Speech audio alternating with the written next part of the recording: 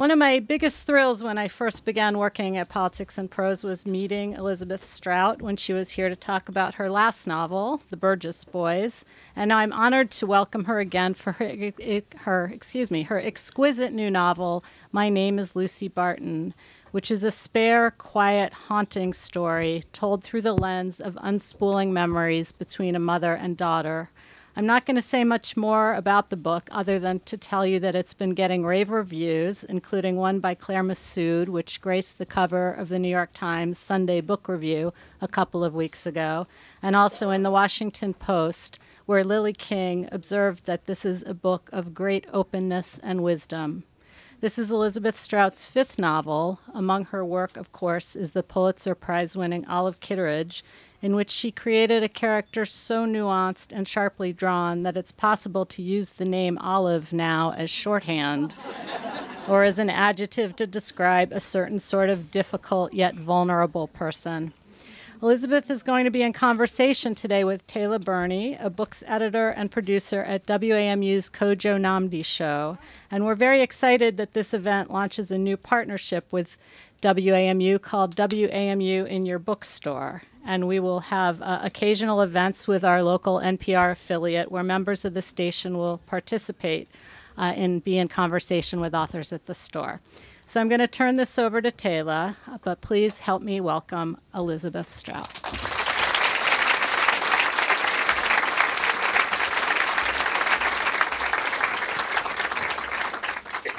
Hi, everyone. I work in radio, as Susan mentioned, so it's delightful to see so many people right now. It's sort of a little bit jarring for a moment, but it's wonderful.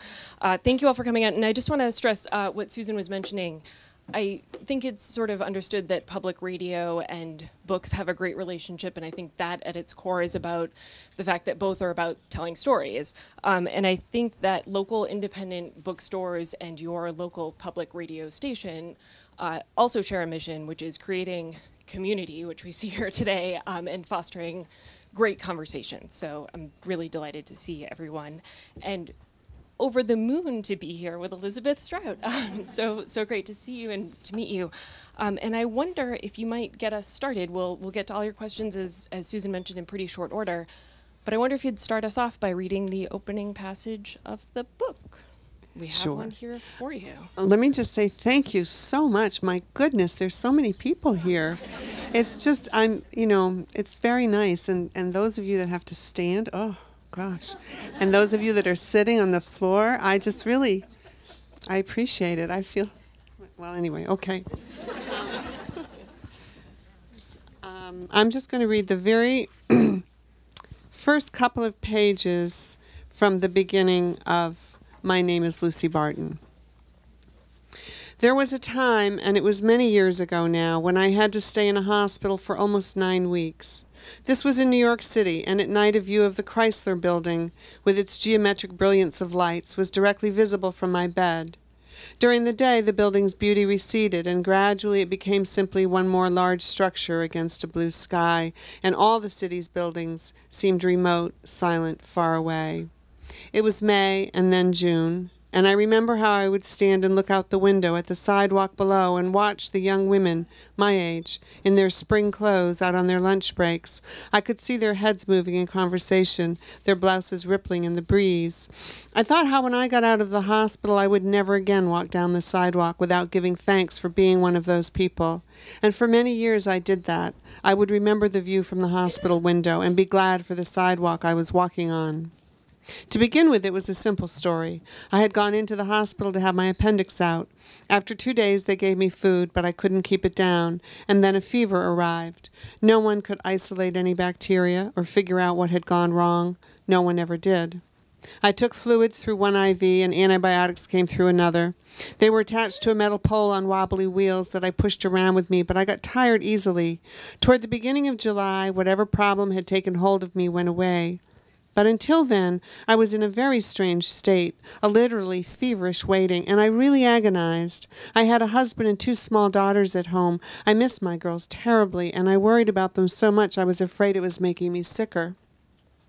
When my doctor, to whom I felt a deep attachment, he was a jolly-faced Jewish man who wore such a gentle sadness on his shoulders, whose grandparents and 3 aunts, I heard him tell a nurse, had been killed in the camps, and who had a wife and 4 grown children here in New York City, this lovely man, I think, felt sorry for me, and saw to it that my girls, they were 5 and 6, could visit me if they had no illnesses. They were brought into my room by a family friend, and I saw how their little faces were dirty, and so was their hair. And I pushed my IV apparatus into the shower with them, but they cried out, "Mummy, you're so skinny." They were really frightened. They sat with me on the bed while I dried their hair with a towel, and then they drew pictures, but with apprehension, meaning that they did not interrupt themselves every minute by saying, "Mummy, Mummy, do you like this? Mummy, look at the dress of my fairy princess." They said very little. The younger one especially seemed unable to speak, and when I put my arms around her, I saw her lower lip thrust out and her chin tremble. She was a tiny thing, trying so hard to be brave. When they left, I did not look out the window to watch them walk away with my friend who had brought them and who had no children of her own. My husband, naturally, was busy running the household and also busy with his job, and he didn't often have a chance to visit me. He had told me when we met that he hated hospitals. His father had died in one when he was 14, and I saw now that he meant this. In the first room I had been assigned was an old woman dying next to me. She kept calling out for help. It was striking to me how uncaring the nurses were as she cried that she was dying. My husband could not stand it. He could not stand visiting me there, is what I mean, and he had me moved to a single room. Our health insurance didn't cover this luxury, and every day was a drain on our savings. I was grateful not to hear that poor woman crying out, but had anyone known the extent of my loneliness, I would have been embarrassed. Whenever a nurse came to take my temperature, I tried to get her to stay for a few minutes, but the nurses were busy. They could not just hang around talking. About 3 weeks after I was admitted, I turned my eyes from the window late one afternoon and found my mother sitting in a chair at the foot of my bed. "Mom?" I said. "Hi, Lucy," she said.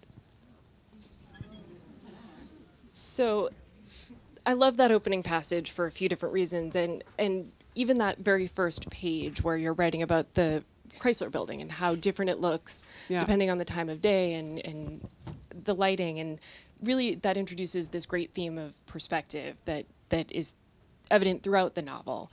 And the story is told from Lucy's perspective, and we started to meet her there, but I'm curious if, for those who haven't had a chance to read the book yet or who haven't read many of the reviews, if you could describe Lucy for us. Well, Lucy is, she's writing this from an older age, and she's looking back at her younger self. But Lucy came originally from a very rural, poor background in Amgash, Illinois, a fictional town. And she was just terribly poor. And she crossed class lines, left her family behind, and she crossed class lines and ended up eventually, arguably, an upper middle class woman living in New York City. And I was very interested in what that would feel like for her and how that would happen.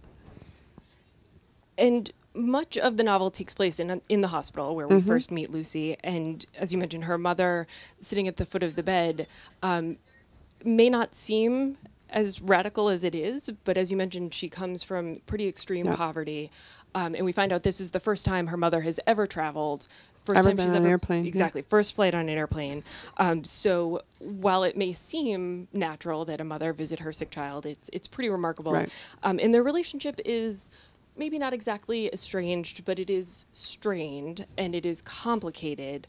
And I wonder how necessary it was. As you mentioned, she sort of comes from this place of extreme poverty and becomes very comfortable. How important or necessary was it to put these women into a setting that is outside of both of their relative and respective comfort zones? Right. You know, it didn't occur to me when I was first sketching out the little drafts that I do. You know, that's how I start working. I just start to sketch a little draft and, you know, by hand, and I toss it aside and then I sketch another one. And it didn't occur to me when I was sketching those scenes in the hospital that it was smart. I mean, you know, it was a good device. It worked, and because then I realized, wait a minute, they are in their own little crucible, And so it was much later that I realized that, but it did sort of occur to me as I was reading the novel that these conversations would not have taken place. Right. Certainly not in the way that they unfold if they had been in either of their homes or another setting. Right. And you pointed up there was this really clear chasm. It's not even a gap. It's a veritable chasm of experience between Lucy and her mom, but they still have these really shared touchstones of their experience in time living together and Lucy's childhood. And I wonder if that idea is something that you think of as being, in some ways it is an extreme here, but if it is in some ways a little bit universal, that children sort of inevitably outgrow where they come from to some extent, or that maybe is what parents hope for their children in some circumstances. Right. I think that many parents hope for that if they are in a situation where they need to have the child growing. And I'm not sure that Lucy's mother felt that because she's Lucy's mother, but yes, and I think that they talk about the things that they have in common, which would really only be, people from the hometown that Lucy came from. And that seems to be sort of safe, but not quite. Yeah, I want to talk a little bit more about that later. But one thing that is striking throughout this story, Lucy is sort of hearkening back and forward. As you mentioned, this is sort of centered around her time spent in the hospital, and we look back and ahead.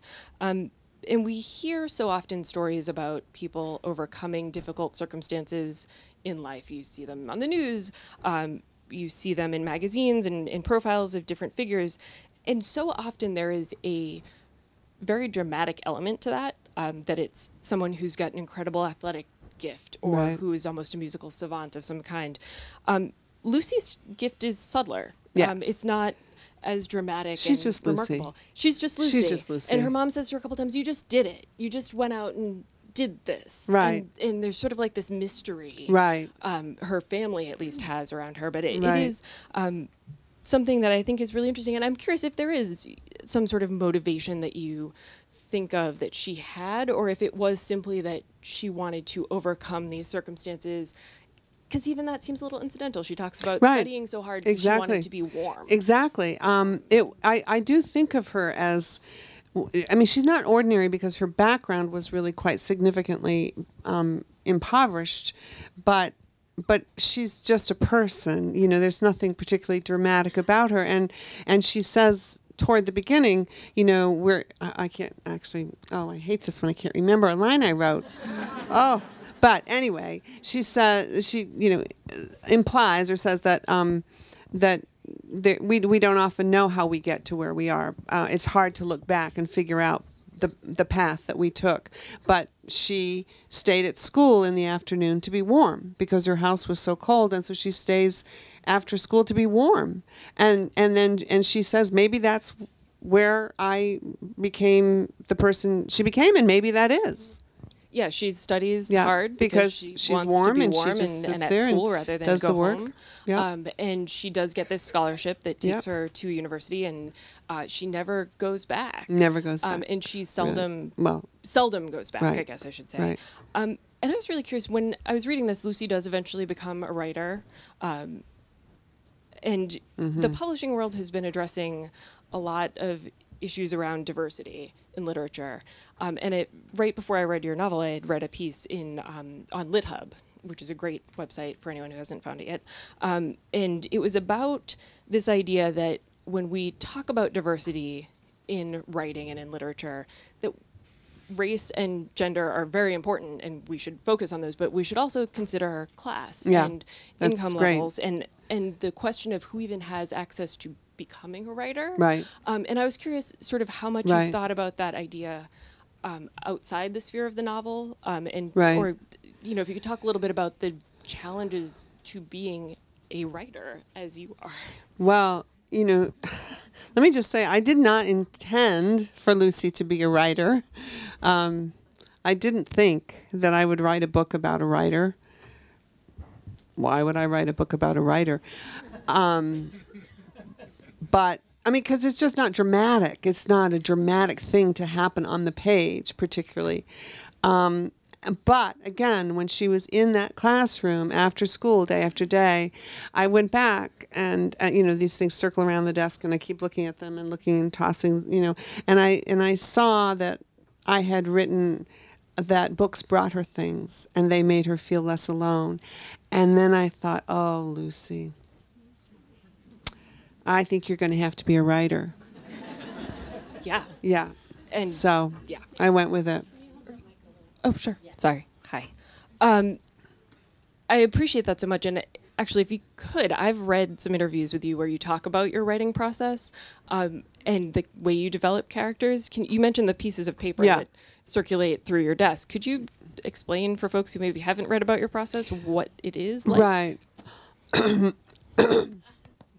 Okay. What I do every day when I sit down to work, particularly the beginning phases of a piece of work, when I don't even necessarily know what it is I'm going to be working on, I will sit down to work and I will take whatever is the most urgent emotion that I'm feeling at that time and transpose it onto some character and just play around with it, find a little piece of a scene or whatever, and then toss it aside and do it again and probably rewrite it, just make a mess. I'm a very messy worker. And I write by hand and I throw them all around, and then eventually I might type up a piece to see what it looks like if I can't read my writing anymore. And but then I'll mess that up too. So I never write from beginning to end. I don't write anything from beginning to end, not a story, not a novel, and just these snippets of scenes that go round and round and round, and a lot of them aren't even connected to anything other than what they are. But eventually what will happen, and what happened with Lucy, is I really didn't think that I was going to be writing about Lucy. There were other things on that desk that were actually more important, I thought, to me at the time. But she kept showing up. Like I didn't throw it away is what I'm saying. And I kept thinking, And I know from experience that when I keep picking up a piece of paper, it's sort of like, okay, I better pay attention to this. And one of the reasons that I think I didn't was because it was first person. And I've never written a novel in first person before. And I was nervous about that. But she won. She got to me. So, so I kept writing different things, and I don't worry about plot. I never worry about plot, even in my other books, because plot will take care of itself. If I'm writing with something urgently truthful, then the piece will have a lively something to it. It won't be wooden. If it's wooden, I can recognize that at this point and get rid of it. And so if I have enough things that have some kind of truthfulness to it, some kind of life to it, they will arrange themselves eventually. And that doesn't mean that there isn't a whole period of chaos that follows that's even more chaotic than what I just described. But out of this chaos comes much beauty. And as you said, the element of truth that's here is really remarkable. You're from New England. I am. Much of your work has had that area as its backdrop. Lucy Barton takes us elsewhere in the country. You mentioned Illinois, in New York City, yet the characters retain what I will describe as a kind of steely, often impenetrable Puritan reserve. Yeah. Especially Lucy's mom. And I say this as well put. So I'm from New England too. And I find that I relate to your characters in a sort of immediate way that is familiar to me. And like, I know that person. I'm kind of related to that person. Like, I know these people. And I was just really curious, though, how people react to them in other parts of the country and world. I wonder, I was rewatching Olive Kitteridge just this morning in preparation of coming here today, and I was like, do people know an Olive in this town or in other parts of the world? I will tell you the most interesting thing to me is that Italy is crazy about Olive. Italy. They love her. And it's so interesting to me. I think that's so interesting. Okay. Oh. Ciao. Fabulous. Yay. So what can I say? No, I've always been curious about that for as long as we've been reading your work. And at one point, Lucy actually says that the Puritanism of my ancestors has not made use of conversation as a source of pleasure, the way I have seen, other cultures do. Yeah. And yet, as you mentioned before, so much of what we learn about Lucy and her mom is revealed in these conversations that they have. And they're talking about other people. They're not, talking about the family. No, they're my talking goodness, about they people would they never know in talk the about town. themselves. They're talking about sort of gossip, And I wonder what it is you think that we reveal about ourselves when we talk about other people that may not be evident when we're talking either about ourselves or about people we know very well. Right. That's a great, great question. That's a wonderful thought because I think, I have Jim Burgess in the Burgess Boys. I'm quite sure it's Jim Burgess who says people are always telling you who they are. And I've thought of that recently. I don't know why, but I've thought of it recently and I thought, yeah, that was good. That's true because they are. And I think, and one of the ways we tell people who we are is by not talking about ourselves, but what we choose to talk about instead. And so you're absolutely right. I mean, if Lucy's mother is talking about every single marriage that's gone wrong, then, what does that say about her? Something. And there's also this great series of scenes that revolve around a gossip magazine. Yes. That I really thought were great. It's when the nurse brings Lucy a gossip magazine of unnamed branding. Yeah. And Lucy is really worried about the doctor seeing it because she really loves her doctor. And she thinks he's wonderful, has all these warm, appreciative feelings towards him, and she doesn't want him to judge her. So she's like squirreling it away in the drawer by the bedside. She's, and even in the conversations she and her mom have about this magazine, there's a lot of judgment happening there. And that is certainly a central theme in this novel. So I'm curious if that is for you, what is at the heart of this story, this idea of how we judge other people and either pass or reserve judgment within our own selves. Yeah, it emerged as a real significant note that was being played throughout the book, that the sense of judgment, and I think it's because Lucy would feel so vulnerable coming from, she was just ostracized as a child. She's going to be very aware of judgment and her own judgment about people, but also people's judgment about herself. And so it does come up a few times, quite overtly. She will just say, yeah, she talks about how kids would pick on her as a child, and then later. And she'll say how, whatever it is about us that has to be superior is, it's the poorest part of who we are, or the saddest part of who we are. She thinks so. So that does emerge. Yeah. I really appreciate that theme throughout. And, we've talked a fair amount about Lucy's mom. Her father does factor into the story as well. He does not join her mother on this trip to come out to New York City, though he's still living in Illinois.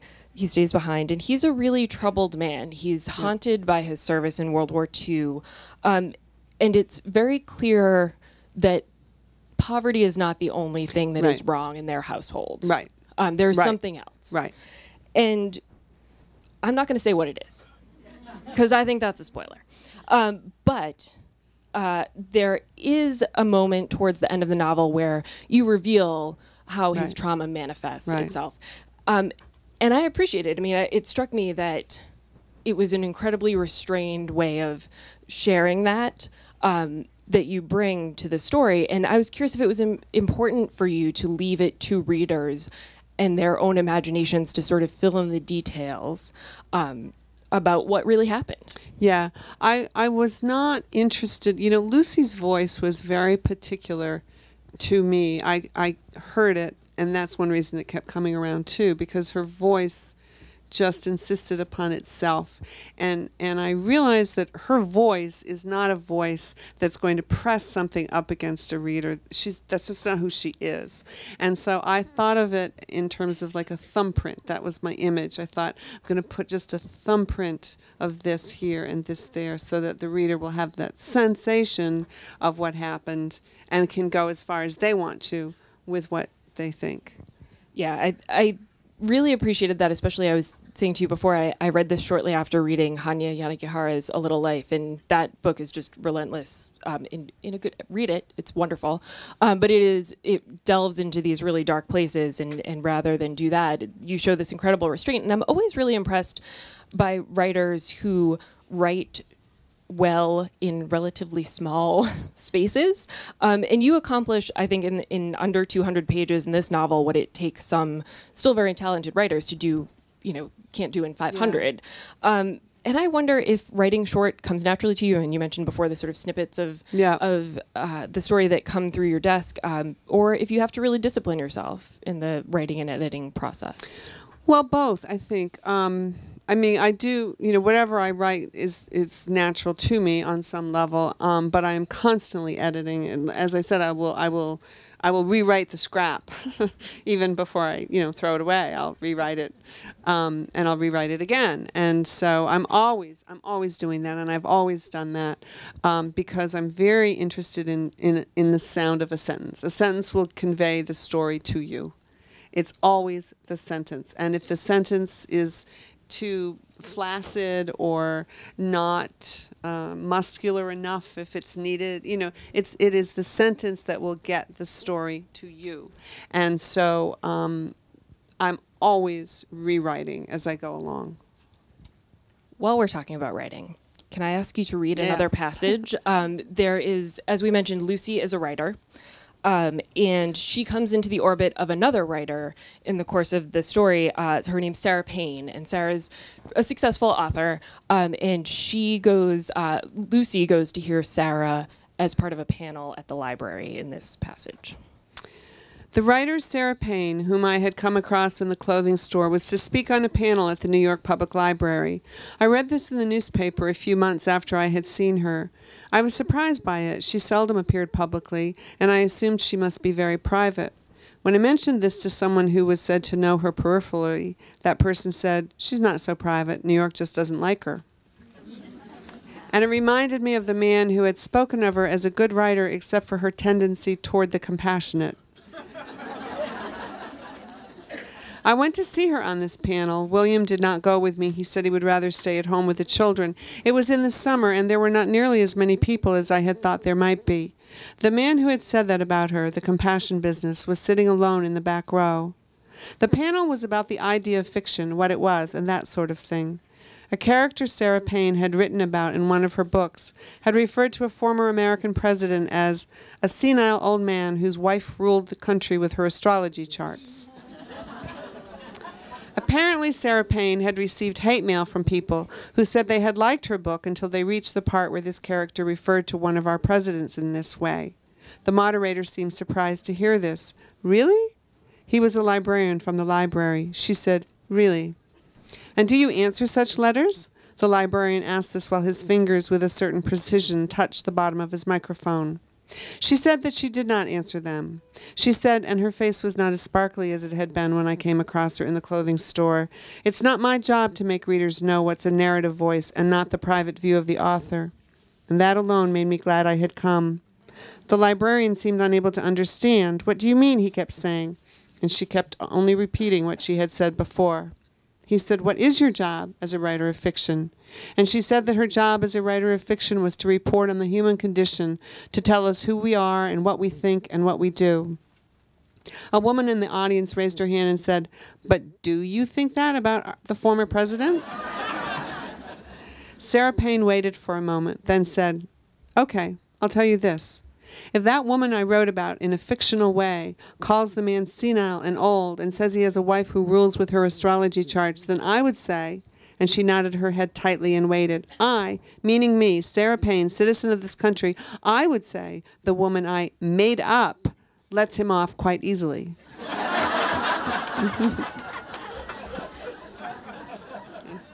New York audiences can be tough, but they understood what she meant. And heads nodded, and people whispered things to one another. I looked behind me at the man in the back row, and he appeared to be without emotion. At the end of the night, I heard him say to a woman who'd come to speak to him, "She's always taken a stage well." He did not say it nicely, is how I felt. And I took the subway home alone. It was not a night I loved the city I have lived in for so long, but I could not have said exactly why. Almost I could have said why, but not exactly why. And so I began to record this story on that night, parts of it. I began to try. I love that passage. I think it's really wonderful. Thank you for reading it. And it inspired two questions for me. First is the perhaps obvious one, but I hope with a twist. How do you think of your job as a writer, both when it is just you and the page alone, and then sort of in the role of author when you come out and do things like this and talk to all of these readers? Right. Well, those are very separate things because I spend a lot of time alone. So it's wonderful to see you all. My goodness. Whew. But I do spend a lot of time alone, but I actually am thinking of you as readers. I do think of my readers a lot as I write, an awful lot. I try and get up that truthful thing or whatever it is, but then I'm always thinking, how can a reader respond to this? What does the reader need? What would I need if I was reading this? I think an awful lot about what I call my ideal reader, who is patient, but not too patient, that sort of person. And so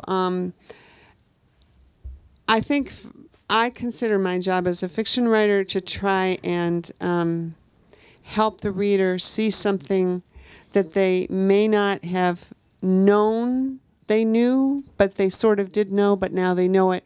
And if they can have a little bit of a larger vision of their life and their world and the people around them, then that's what I hope for. I think well done. And the second question that it made me think about was, at various points in this novel, Sarah gives writing advice. Yeah. And I wondered if you, Elizabeth Strout, writer, stand by and endorse all of her writing advice. I do stand by it. She's got her own voice. I wouldn't have used her. She's not you. She's not me. But I stand by what she says. She said we all have only one story. That's one thing. And I don't know that I wouldn't necessarily say that, but I understand what she means. I wrote her. I understand what she means. You see. Yeah, I was just curious about that. And I am curious, one of the things that I'm struck by, Lucy is sort of struggling with this untold story from her childhood. Right. And her parents are certainly of a generation where you didn't talk about certain things. And I wonder if you think, given the shifts that we've seen around social norms, around service in the military, around so many different things, if that type of person, that type of character who's just so reserved is becoming a rarer person to encounter in our society. That's interesting. That's a really good question. I don't know. But time and place are essential in literature because we all come from a time and we all come from a place, and that helps create our character, which we're also, I think, born with. But that's time and place is essential in storytelling. And so I think that Lucy does come from a time and place. Her father was very wounded in the war, could not talk about it. That generation didn't particularly talk, particularly given that she was a Puritan. They weren't going to talk at all about anything. And so that time and place was very particular to Lucy. Now, and then the generations change. Lucy's generation, my generation, our relationship with our children is different, I think, in many ways. And many things have changed. And we do, hopefully we talk more about veterans. But, and yet, I would still think and suppose that there are Lucy Bartons out there still.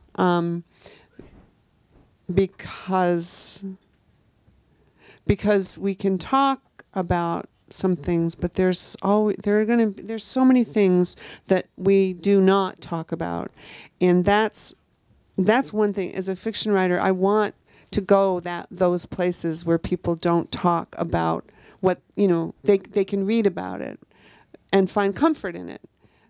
But there's so much we do not talk, even to our best friends. We think, oh, well, she's my best friend, and I tell her blah, blah, blah. But, we don't really tell her blah, blah, blah. Well, we may tell her blah, blah, blah, but you know what I'm saying. There's always something that we're not telling, I think. And so I don't know. I think that... Yeah, I think it gets back to those dual themes of perspective and judgment that are really undercurrents throughout this story, that you are always sort of having to take into account the perspective of the person who you're looking at, and also the sense of people are going to judge you, and we're all aware of the fact that people are going to judge us. It's a matter of what ammunition are you going to give them to do that. And one other thing that you just made me think of in talking about that, Lucy is living in New York as the early ravages of the AIDS epidemic are sweeping through her neighborhood. And through her experience, you touch on that fear of the other. And that was also something that was central to the Burgess boys as well.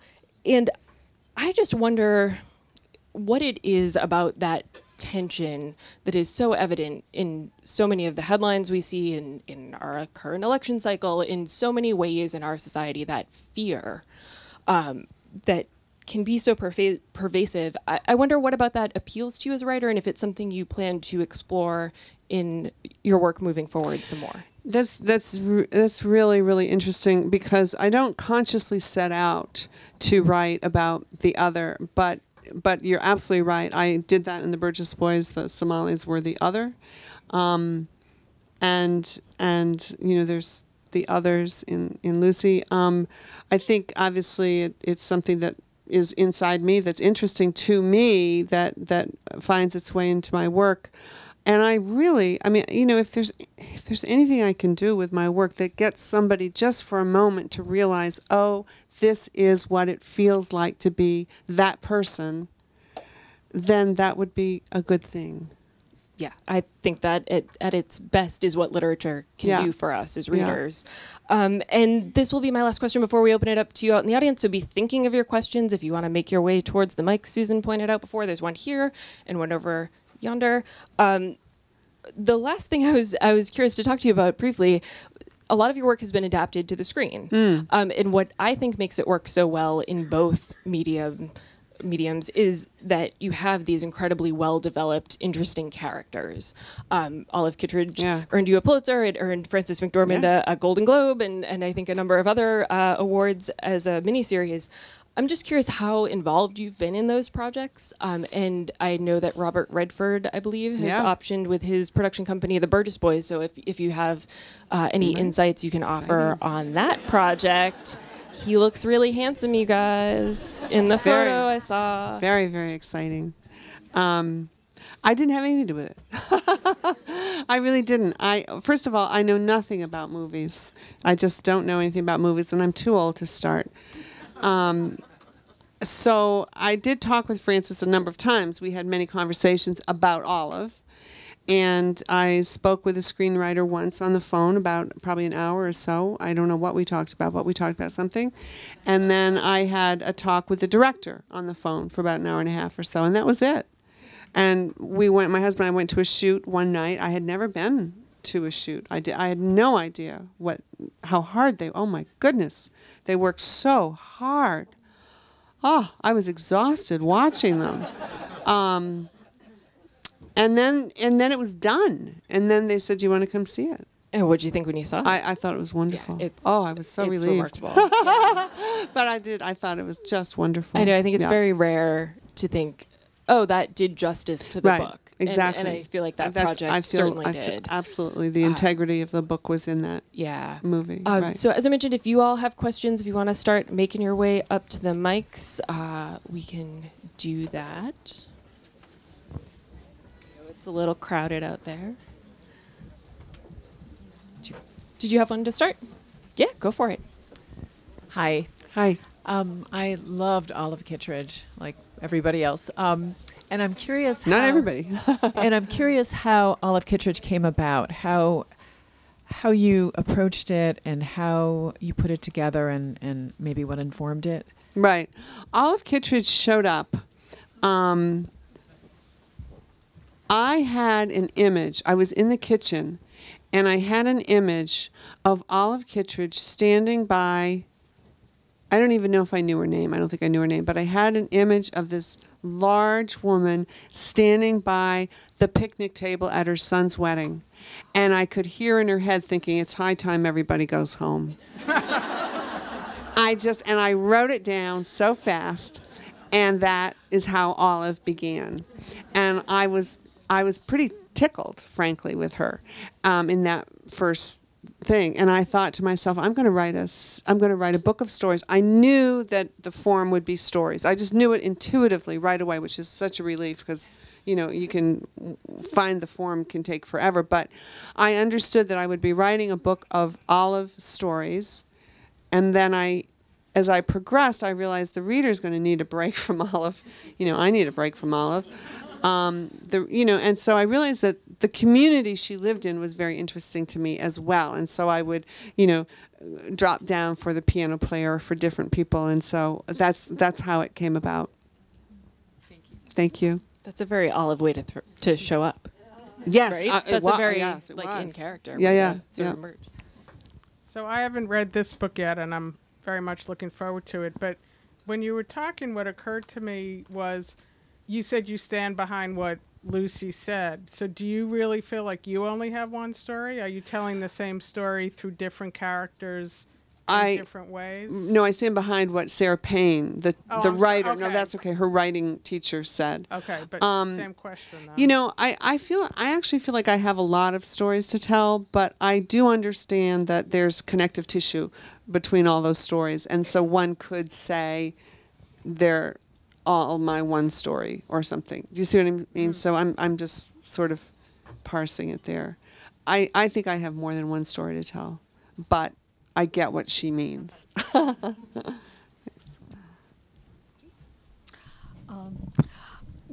There was a reference made to your changing, you were talking about time and place. You changed the place here. Yes. I grew up in Maine, so I've found your books particularly interesting from that standpoint. You have, of course, every right to change the place, but... But I sort of wonder, was there anything behind this? Was it another part of your life? That's a good question. My husband and I were driving around the Midwest, and I've been out there before, but we were driving around the Sauk River Valley area, and I was just so struck with the sky, and I was so struck, and one house here and one house there, and you just see two houses and all this horizon, and I thought, oh, Lucy, she could come from here, and so we went back out a number of times and made more trips so that I could get it right. But that's it. It was the sky.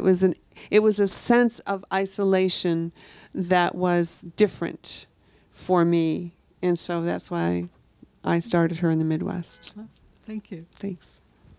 I'm also from New England, Oh. and I understand the isolation of New England. Right. But as I look around this room, I would say that 90, maybe 85% are women and 10 to 15% men. Do you think those are the fiction writers, readers today?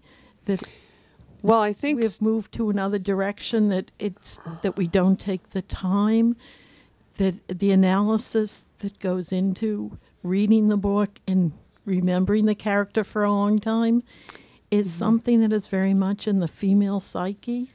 I can only tell you this. I stay away from, the marketing aspects of books, but it has come to my attention that most readers of fiction are women.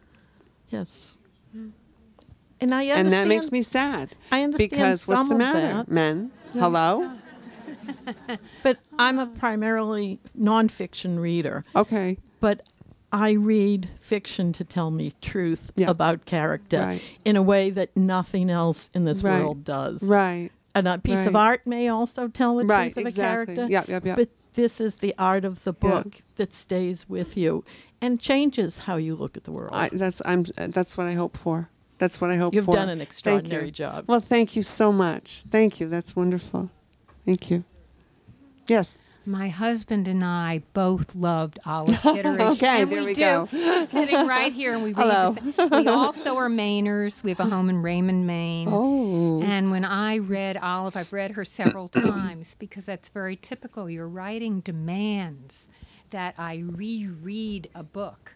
Oh, I wonderful. love her, but I also know Olive. Well, I yeah. do know an Olive. Yeah. And I'm we sure you do. We've read Lucy Barton already. Oh. We've read it once, and we're going to go back to her. I do see a similarity in your style of writing. You are a Interesting. beautiful writer. You write in short sentences. You're very New England, and yet you're very yeah, you're I very am. profound, and that's why I have to read it again.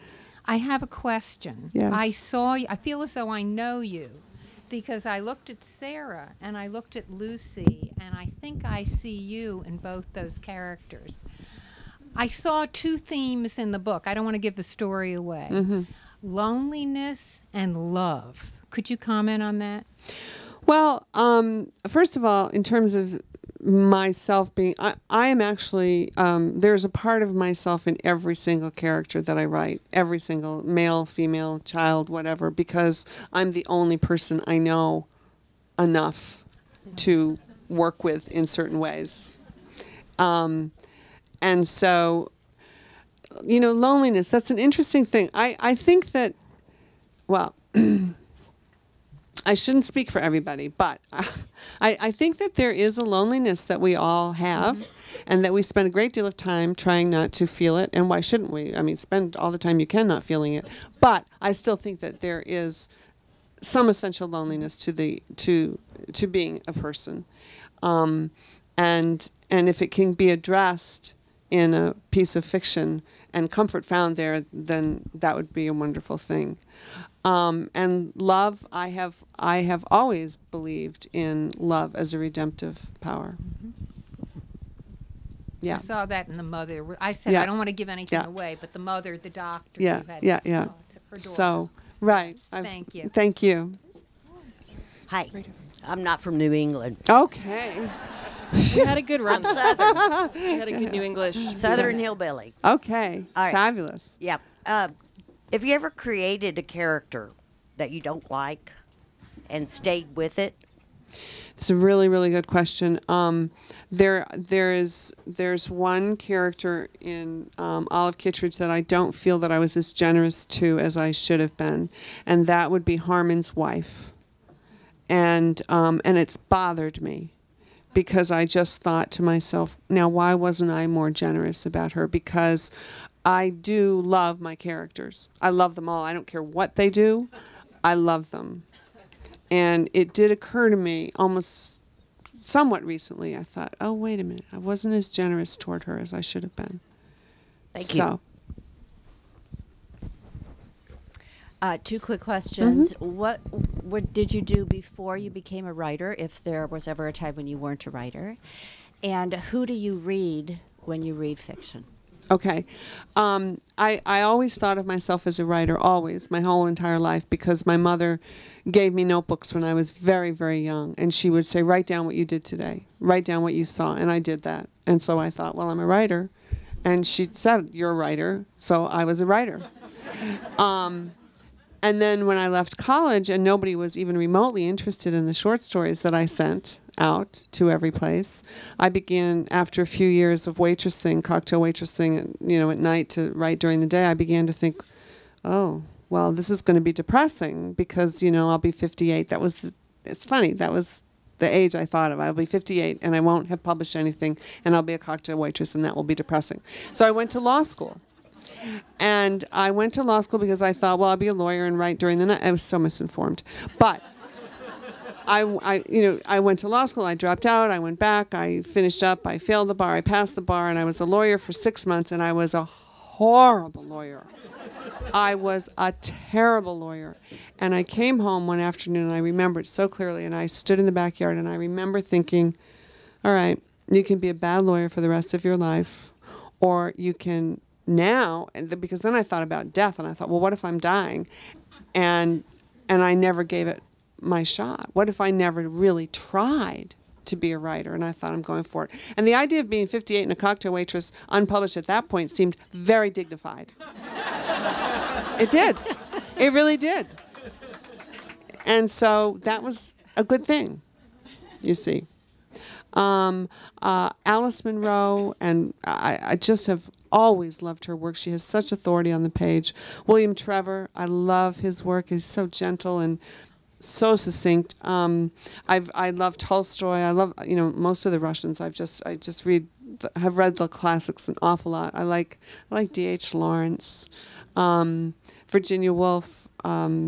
I like Stuart Onan. I don't know if you're familiar with his work. He's a wonderful writer. So, thank you. Yeah. And we have time for 2 more questions, I'm told. So we'll go over here and then back over here. And then Elizabeth will sign all your books. Elizabeth, my main question is about your writing process.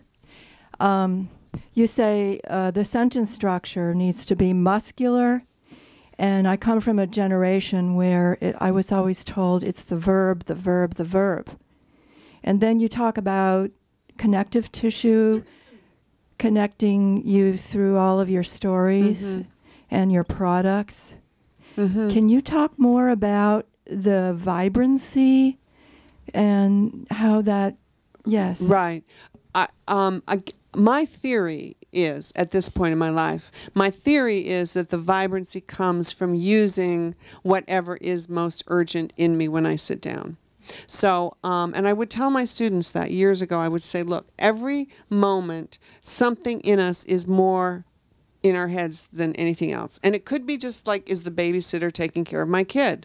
Or it could be, is my husband cheating on me? It could be any number of things, but there's always something in our heads that's a little more niggling than something else. And so if I take that and use it and transpose it, that's where I think I can get the sense of life on the page.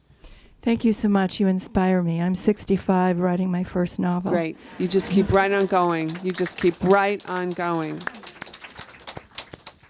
Right. One more. Hi. Hello. I don't know if this is on. I love the idea of otherness as a literary device to bring communities together. Not only in the Burgess Boys, we see the Somalis and stuff like that, but in all of Kitteridge, what I noticed the most was like the mental health community and how you see that even in the Burgess Boys with Bob and Jim. I see that kind of disparity. And with all of Kitteridge, she's such a strong woman owning her own otherness and the otherness of other people's mental health. Interesting. And very I interesting. just want to know what you think about that concept, mental health in the community, and if that's something we can expect in Lucy Barton. Right. That's a great question. I had not thought of that in those terms. Well, yeah. I mean, mental health. Hello. Everybody's got some level of something going on, right? Yeah. I mean, so something, and others have a little more. Strong theme in all of Kitteridge, yeah. So I think hopefully literature can really deal with. I mean, can go straight for that, and you're right. All of Kitteridge, she does take on the boy who intends to kill himself, and I don't believe he does. And his mother. And his mother, exactly. And because she's Olive, and she can do that, So you're right. And I guess, I don't know, Lucy Barton, I'm sure there are mental health issues in Lucy Barton. Okay. Wow, there'd have to be, right? I mean, yes, well, her mother, right.